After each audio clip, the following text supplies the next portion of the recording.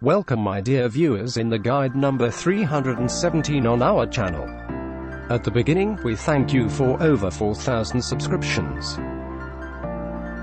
Thanks to you we have motivations for further work. Today we are repairing the charging port on Samsung S6. What's important, we'll do it without removing the screen from the body.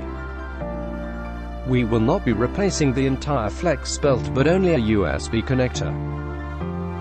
We will need a hot air soldering iron for this. At the very beginning you have to remember that all the elements are very sensitive to high temperatures.